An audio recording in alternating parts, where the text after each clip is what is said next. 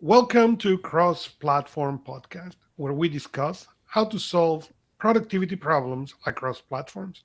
I'm Augusto Pinaud, And I'm Art Gelwicks.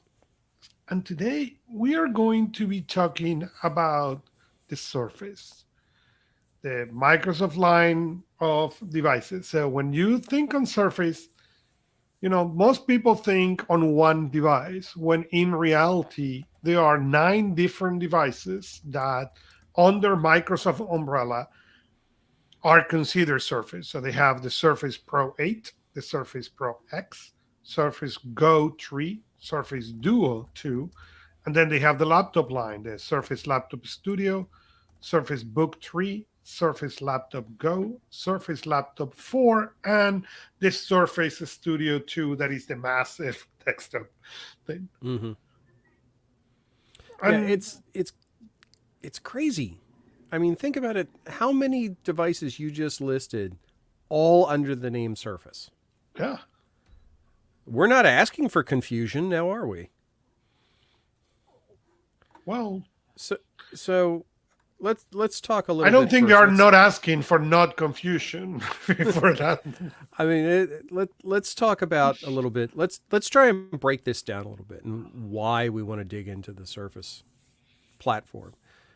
Because there's lots of vendors out there. Everybody has their own variants. I mean, you've got Asus and Acer and Lenovo and HP and Dell. Everybody's got gear.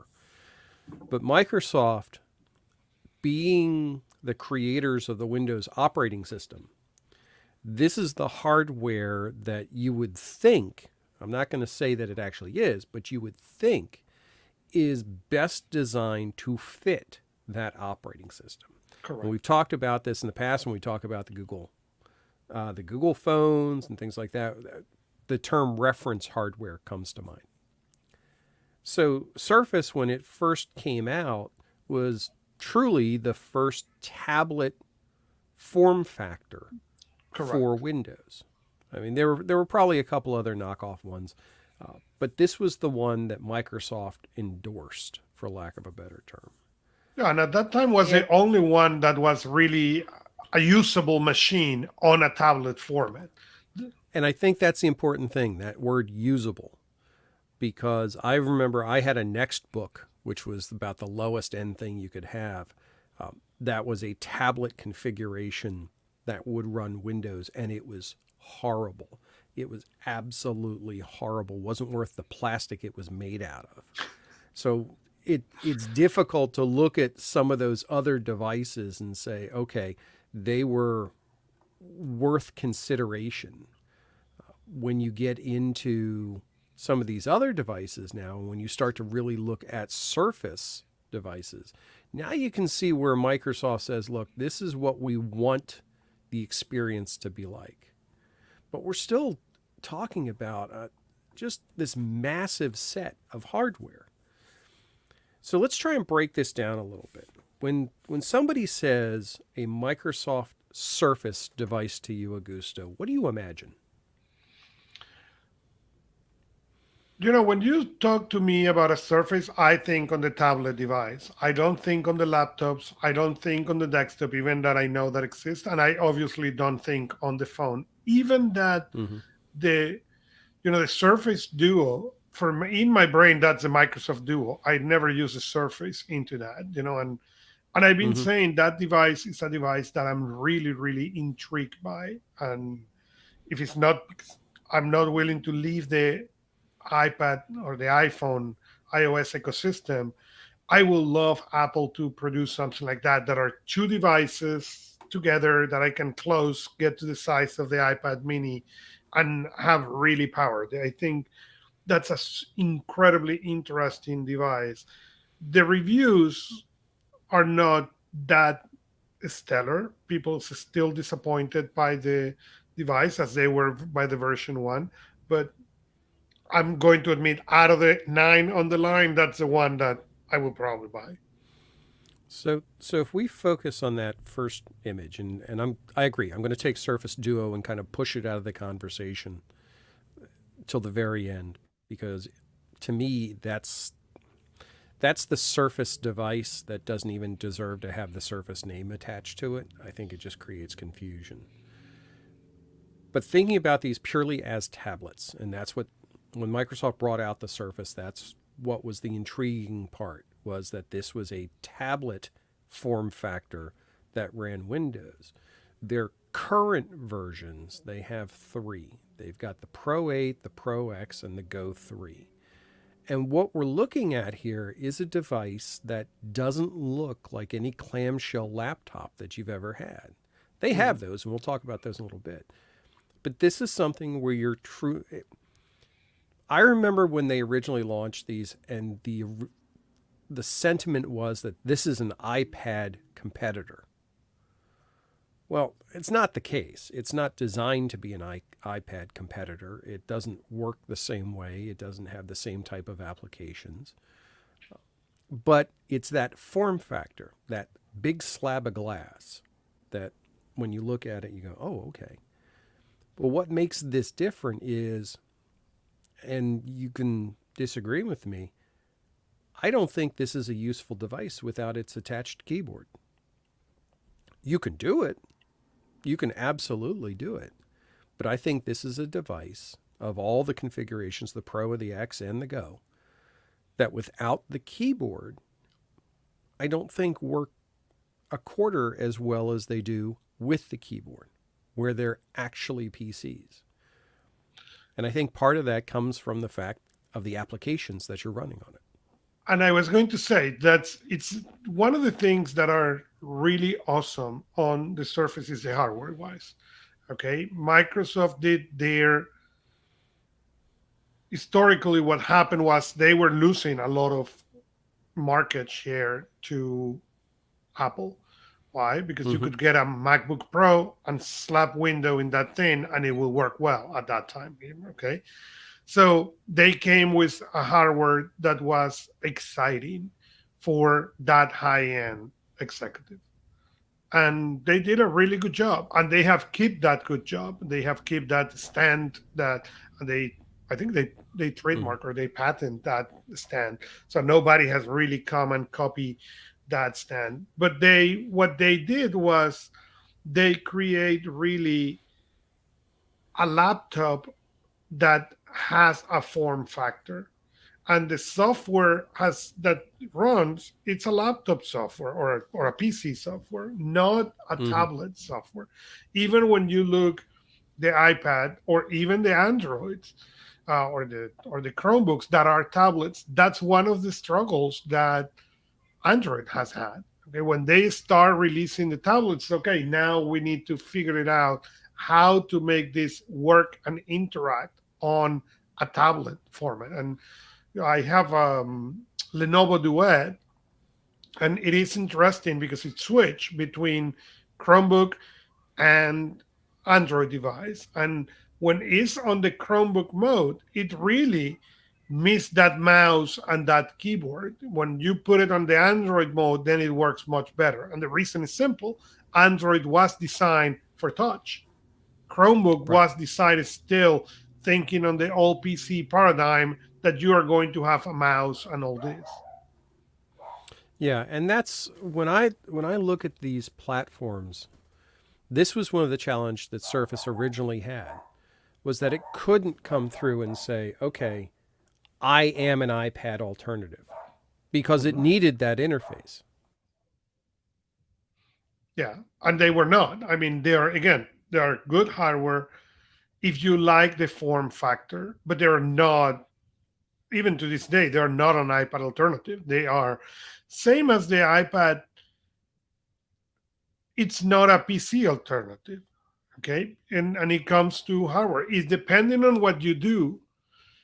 The iPad is not. If you are a heavy Excel user, forget about it. Okay, don't go into an iPad. If you just do email, Word, PowerPoint, you can go on the iPad and leave no issues.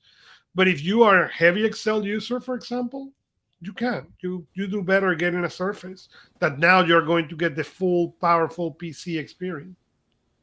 And I think part of that comes from having a device that's highly portable. I mean, that's one of the core appeals of the Surface. has PC level power in the device, but can still run true PC applications. And Hmm. that's what puts Surface, in my mind, in kind of a unique niche within the hardware space.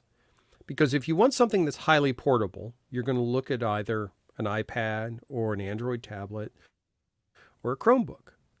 Well, none of those are running true PC level applications. Right. And a lot of people will go, oh, okay, well, I can just run Google Cloud. I can run Cloud apps. I can run Google Sheets. They're not the same. No matter how good they are, they're still not operating at the same level as the PC equivalents of those applications. And I can take something as simple as one of my favorite applications, OneNote.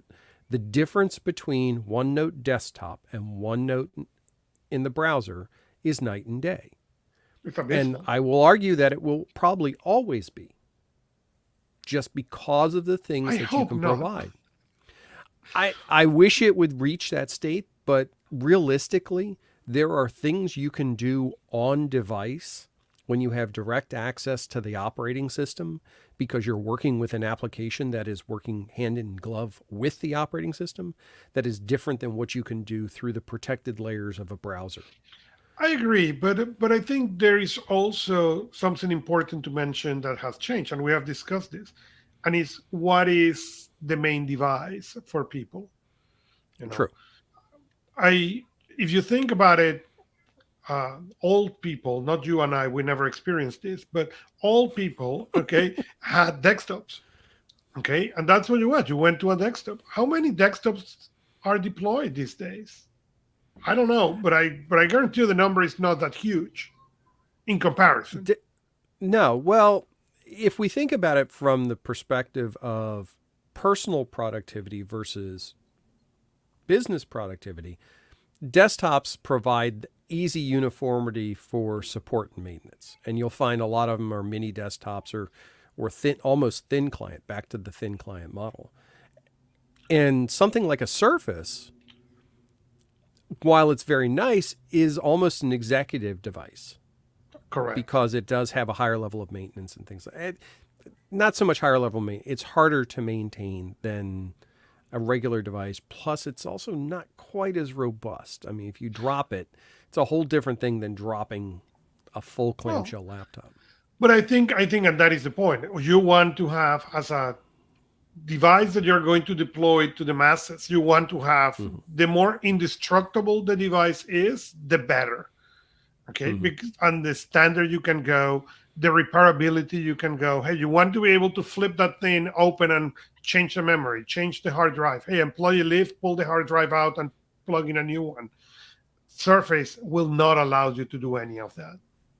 No, and where it where it's really starting to get interesting to me, if we focus on what this device does well to providing not only that Windows-based application access, you have the keyboard capability that doesn't infringe on the portability of the device. Hmm. And you also have pen support for a Correct. digital ink interaction with the device. So now you have all of those things that you're looking at other devices to provide you that capability. Maybe an iPad here, a Chromebook there, a tablet here, all of them integrated into one platform. You start to go, well, wait, can I do everything on this platform? And up until recently, I would say no. And the reason why I would say that is because the thing it was lacking was the app ecosystem. All of Correct. those little things, and we've talked about it in previous shows. Instead of having one application that does everything, we have a tendency now to have lots of little apps that are very specialized or do specialized functionality sets. Well, that hasn't been available up until now. Now, with Windows 11 and their Android's app support, that ecosystem is now going to be available. You're going to be able to run those apps natively on the device. Well, now I have literally everything I would ask for from an Android tablet, from a PC, and from a digital inking tool. Right, but not you a see bad what is setup. interesting? The applications we are adding are really the Android applications that we are going to be Yes. able to run in Windows 11.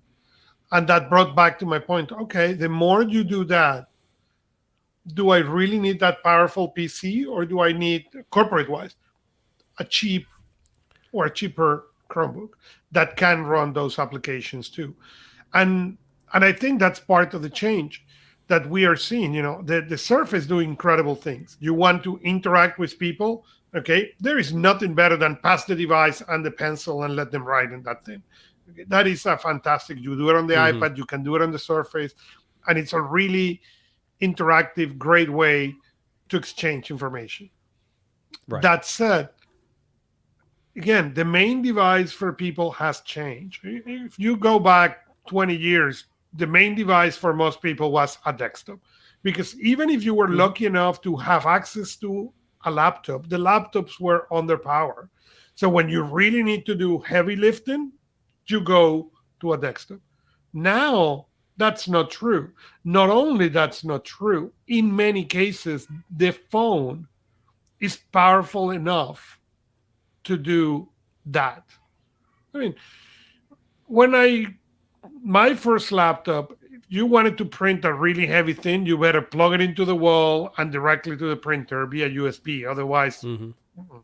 even that it technically has the capability to Wi-Fi printing, I don't know. Okay. Now you can print from my phone. You can create PDFs in ways that I didn't dream possible. Okay, on that Mm-hmm. first um, Apple, what it was, iBook 140, PowerBook 140. I don't remember. I remember the number, it was a 140, but I don't know, it was called the PowerBook, I think. Okay. There are things that my phone do that that thing could not do. Right. And we have to keep in mind too, we're still talking about things that should be considered premium devices. This is not something that you're playing at the low end of the pricing scale. I just did some calculations Correct. here, and even if I take a Pro X, which is kind of the mid range of the Surface devices themselves, and I get it configured with 8 gig of RAM and just a 256 gig SSD drive, that plus the keyboard, which to this day drives me bonkers that they sell the keyboard separate, costs almost $1,400. That is not a cheap device by any stretch. That is not something that's not an impulse purchase. That's a significant investment in hardware.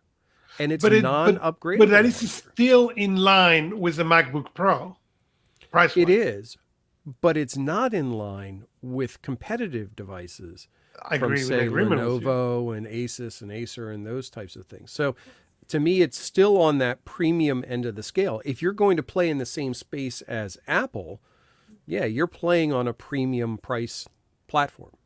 So just to But level but that set for was people. where they initially aim it to, and I don't think that has Yes. changed.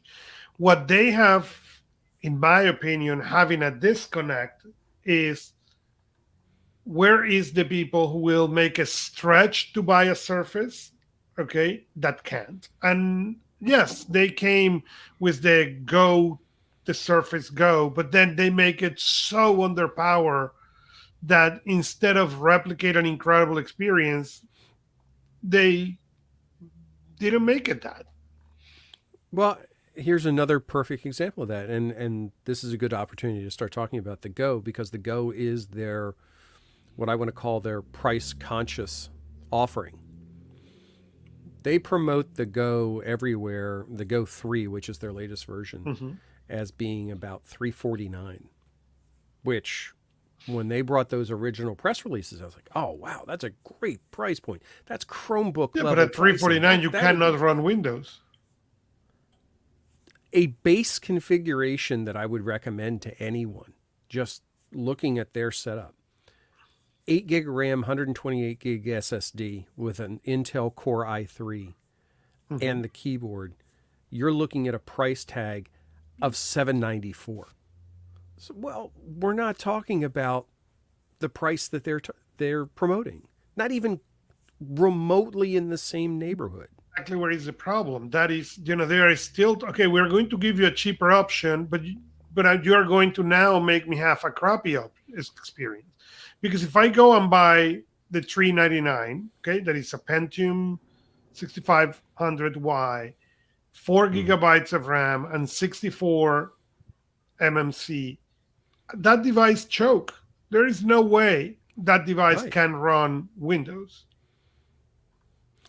I agree completely. It is significantly underpowered. And even if Windows 11, which is supposed to be designed for this and work extremely well on these Surface devices, I still don't agree or buy with the fact that that's going to happen. So now what do you have as your alternatives? You say, okay, well wait, if I can't get this tablet configuration with this removable keyboard and pen stylus capability, what's my next alternative? Well, they have the Surface laptops, the classic clamshell Mhm. designs. But again, we're talking about something that the pricing just doesn't fall into line. I Correct. at looking at a Surface Laptop Go, which is their base level, Core i5, 8 gig of RAM, 256 gig of storage, you're still looking at $783 out the door. Not bad, Correct.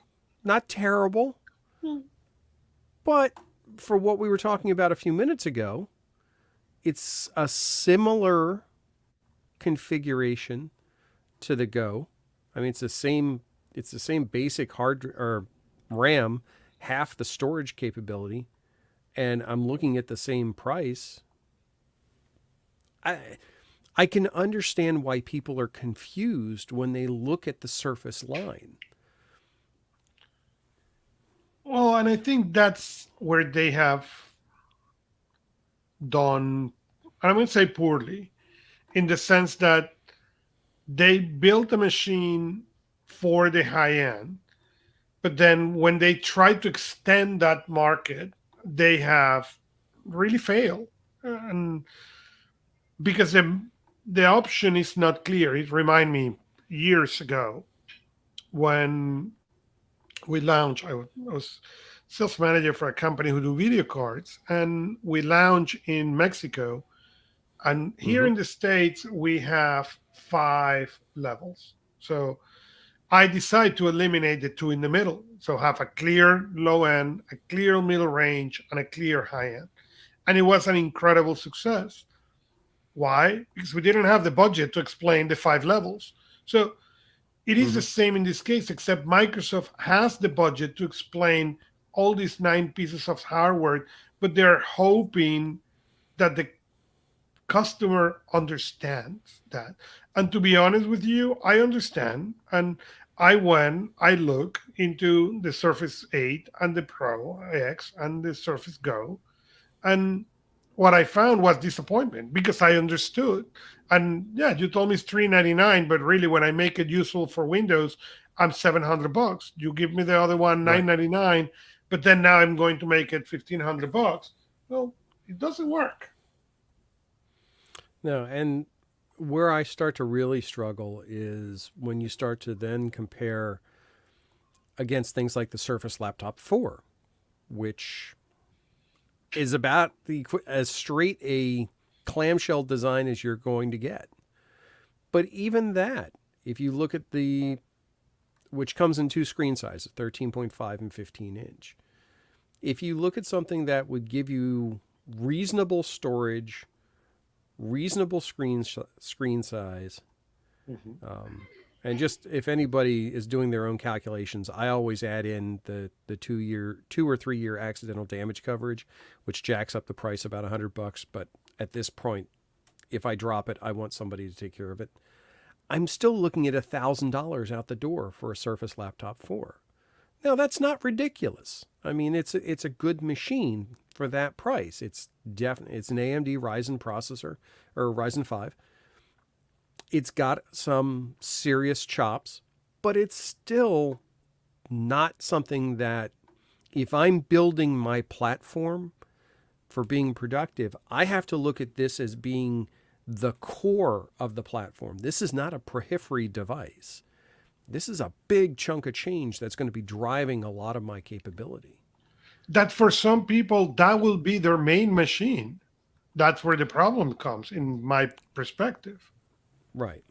And then you start to build even beyond that. Then you start to get to where I think the Surface really starts to demonstrate its capability, where we write off the price tag to it and say, okay, we're going to lose all common sense here and just go for the cool factor.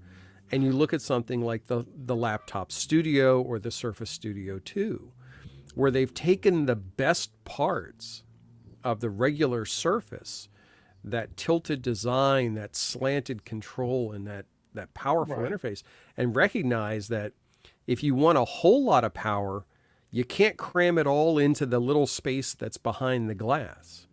You have to give it more real estate, and that's where the entire base structure comes into play. But these are devices we're talking MacBook Pro level Mhm. pricing for these types of devices. And well, it should be, in my mind, because of what you're asking from these devices to be able to do. The last thing I want these to be is underpowered and undersold. I want them to be, the top end if I need one of these. But again, it's a much smaller range. So I don't want it to sound like we're beating on the line, because I don't know about you.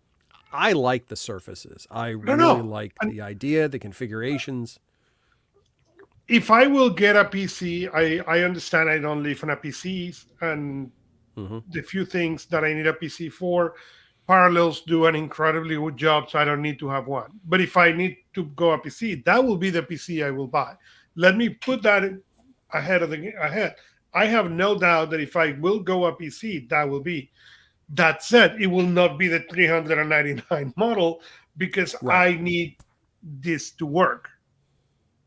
And I think that's probably the biggest part of this conversation, is that when we look at devices like the Go 2 and the Go 3, which received a lot of hype, I mean, we were enthusiastic about them when they first came out, but seeing people having gotten their hands on them and realizing how anemic they can be, it harkens back to the netbook days of having underpowered machines trying to run Windows, and Windows just doesn't work well on an underpowered machine. It's not Mhm. geared for that. It can't live in that space. So you kind of have to throw that out of the equation. Looking then at some of the other devices, now you're looking at a Pro X, a Pro 8, you're looking at maybe a Surface Laptop 4. Those are all very considerable devices. The one device that I think confuses the conversation but also clears up the conversation a little bit might be the Laptop Go. Now, Okay. this is something that actually doesn't get talked about a lot. The Laptop Go is their low end, I don't want to say low end, the price conscious The entry laptop. level. Yeah, for lack of a better term, yeah. So if you take that one, base configuration here I'm looking at, they have a Intel Core i5 with 8 gig of RAM and 256 gig storage. That's their top end of that setup. Mhm. That's $699. That's not ridiculous. I think that's completely fair for that price. So if you do that with the service plan and everything else, you're only looking at about $780 for that device. If you look at comparable ones, such as Acers and Asus and things that would fall in that price range, they're all within $100, $200 of each other. Right. So I don't think Microsoft has pushed themselves outside of that space with that particular device. I agree. But it's just a laptop then. There isn't any cool factor of detachable screen, detachable keyboard, pen support. It's just a laptop. So, okay, why would I get that? So I think what the core of this whole conversation is around these particular devices when we talk about Microsoft Surface as part of this, and we've been talking a lot about ecosystems and hardware the past 2 weeks. This is an interesting ecosystem because it doesn't have some of the other pieces. They don't offer a phone as per se, and I don't count the Surface Duo as a phone. They would like you to do that. You can put a SIM card in it. You can use it that way. I'm sorry, it's not a phone. it's I'm not to this day I'm not exactly sure what it is. It got better. I think that's a device that it is designed for a person which do with the phone more than the average and depend on the phone more than the average. So they want to have the power of a tablet, but they want to keep it on their pocket. If you have that, then yes. So this is where I struggle a little bit. I It is different enough that it makes it hard to compare to the things that you would logically compare it to.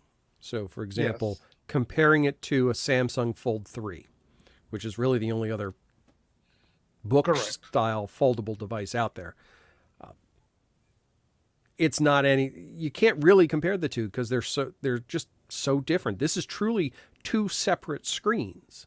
They didn't try to make one big screen and fold it in half. They said, "Nope, we're going to have two different screens. We're going to do some fancy algorithmic math within the device to be able to allow you to move things back and forth cleanly between them, allow you to drive the screens separately without having to do something in the operating system."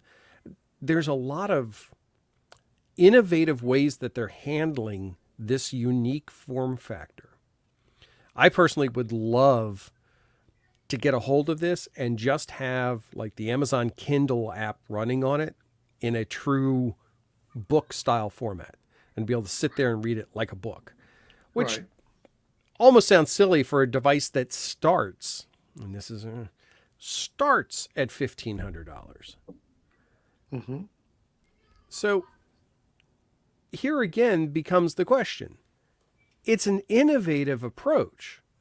Not going to discount that at all. It doesn't run Windows. It runs Android. Matter of fact, it's going to run Android 12. It runs the entire ecosystem of Android applications.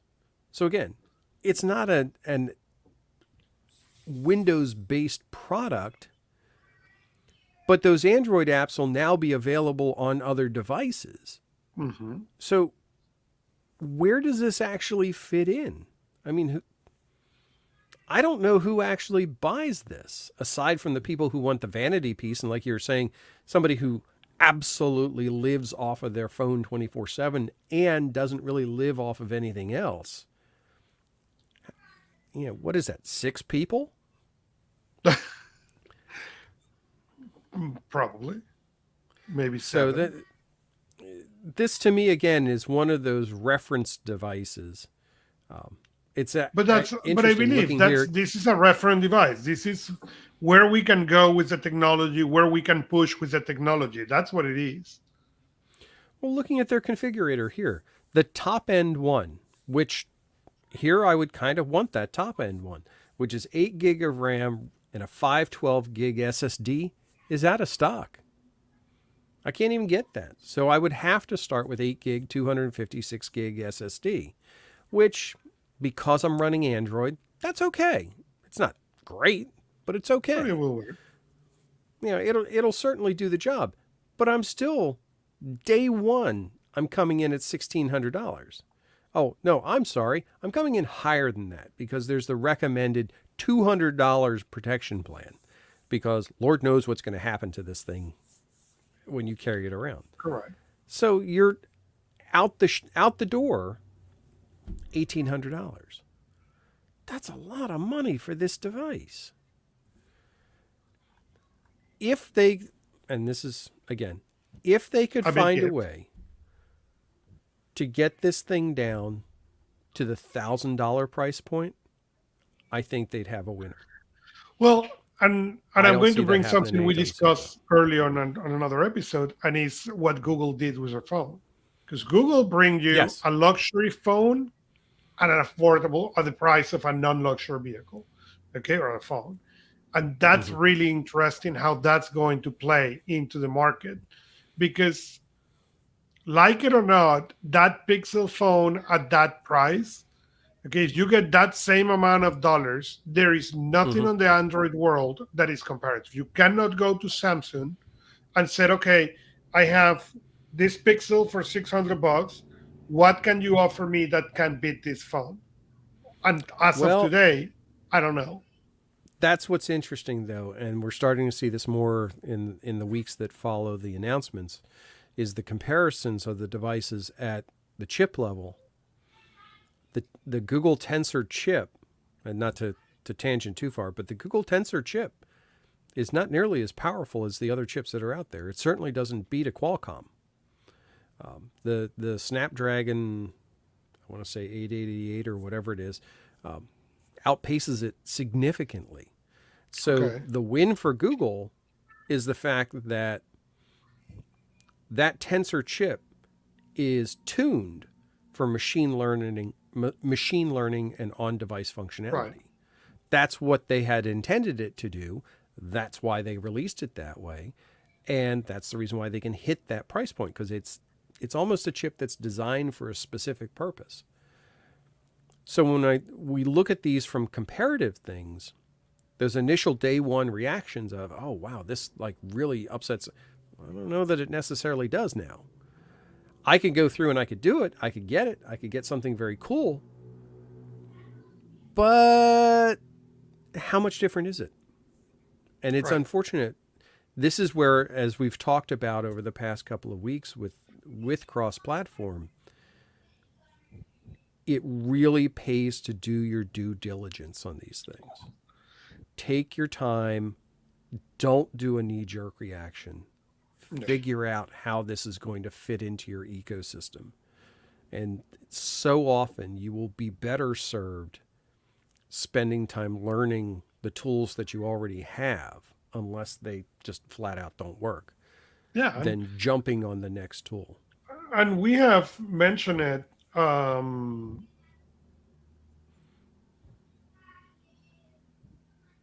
if you we have mentioned at the end of every show that we are on the PersonalProductivity.club. So Mm-hmm. I understand, for me it's easy. I live, breathe technology all day. If you don't, fine. Right. Then come and play with us. Come in there and ask your questions. This is what I do. What should I buy and why? And Mm-hmm. we will be more than happy to go into that. It's difficult for people. It really is, because even I do it all the time. I look at various pieces and say, "Oh, can I make this piece work better on my platform?" And you're right. We live this stuff. This is our passion. This is our profession. For people who just want the freaking things to work, there's a lot of depth in here that really clouds putting together a platform that's going to work well for you. Correct. So, as you look at these types of devices and you look at these considerations, understanding what you're trying to accomplish first makes all the difference, because it gives you the opportunity then to throw things out very quickly. If my objective is to be get my finances under control, to run a small business, those types of things, I'm going to look at something like a Surface Studio and say, yeah, the odds are pretty good. I don't need that. It's probably Mhm. bigger, heavier, faster, more powerful than I possibly could need. Now, I may want to invest in that. I may want to take advantage of some of those features. I may want to broaden my horizons, but that has to be worked into the calculations. I have to accommodate for that and say, okay, that's why I'm investing that time, money, and effort into getting a device like that and getting the most out of it. It's tough. It really is. And Microsoft, I think, is an excellent example of a company who has a breadth of product line that nothing in that product line helps to make the decision easier. And I'll say Samsung does the exact same thing. So, because I know people think I'm a Samsung fanboy, but I think Samsung's just as bad with that. Duplicating devices, multiple devices, especially on the phone side. Multiple devices that are so close to each other that you probably couldn't pick them out of a crowd. It Hmm. doesn't make the decision process easier.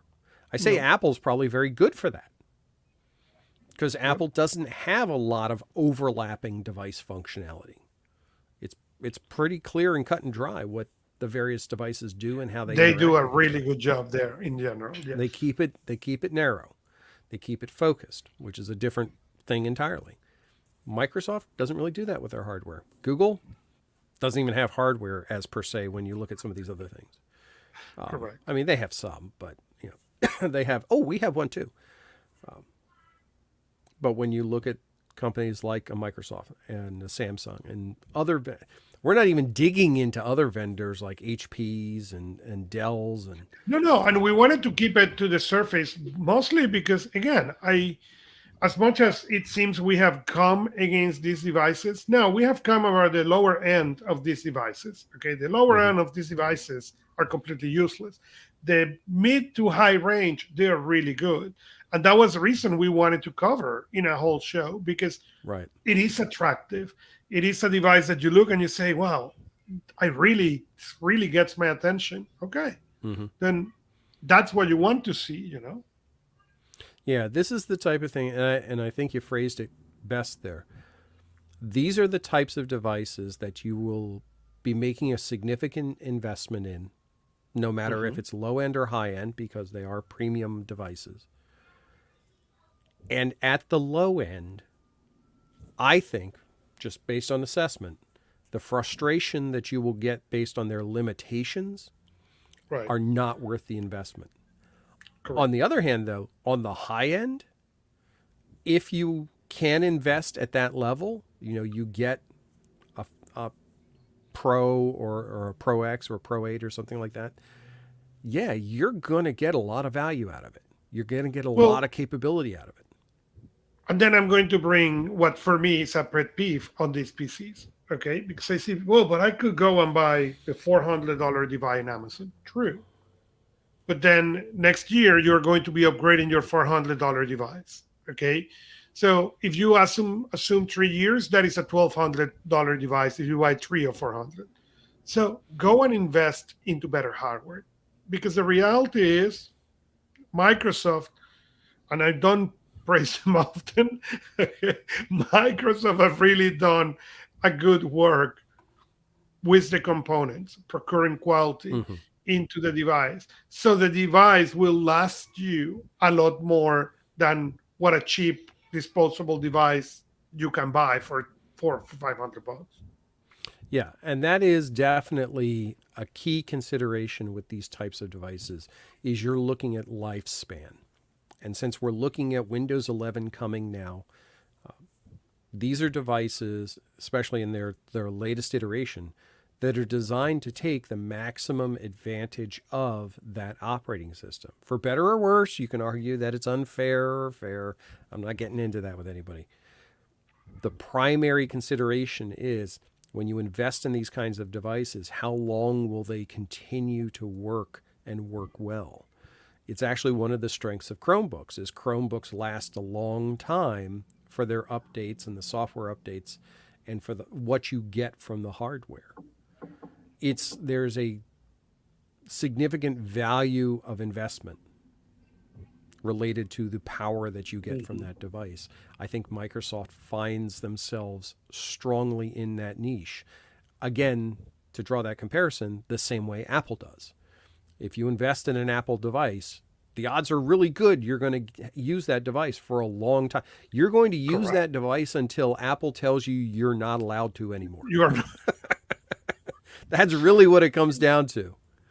Well, and now they're even extending that more. I'm not to praise Mm-hmm. Apple, but they used to be when they launched the new version, they tend to stop updating the previous version. And they came last year and said, okay, now we're going to keep the last two versions fully updated. So iOS 15, iOS 14 with security and everything else. So that's a great thing. We are looking into everybody, Samsung, Apple, into Hmm. extending those devices, because one of the things that are happening is, well, the hardware it's much better than what it Hmm. was. Yes, by far, by far. And this is where, again, you will get what you pay for. But you still have to work this into your equation. I'm looking at right here an Asus ZenBook Flip 13. Now, Mhm. does this equitably compare to anything in the Microsoft line? From a form factor standpoint, actually, no, because Microsoft doesn't have any two-in-one devices. The Surface really isn't a two-in-one device. It's a tablet form factor with a keyboard. The laptops don't flip around that way, so that it's not truly an equitable comparison. However, this happens to be an Intel Core i7 with 16 gig of RAM and a terabyte hard drive for $1,200. Mhm. So now I'm having to say, okay, 13-inch screen comparable to a laptop 4. I have more RAM, more hard drive storage, and a faster processor for a lower price. Right. What do you bring into the table, Microsoft? What's the advantage? So, as we think about our platforms and we think about the decisions that we make for expanding and investing and upgrading, like we talked about in episode 16 about upgrading your systems, this has to be part of that consideration. If I'm going to do an upgrade, am I going to do a long term upgrade and invest in something like Right. Microsoft Surface devices? And if so, what's it going to entail and what's going to be the process?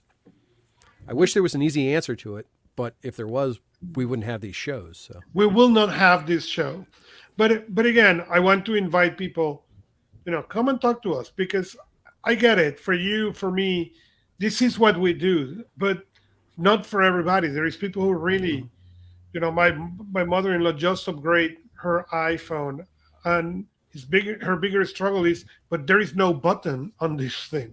Yeah, mm-hmm. okay. For me, that was great. They get rid of the button. For her now, it's like what I'm going to do.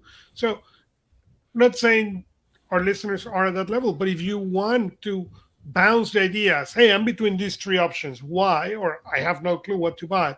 Come and play with us. Interact with us on Absolutely. PersonalProductivity.club. Yeah. So, And these are the types of things that are really benefit from discussing.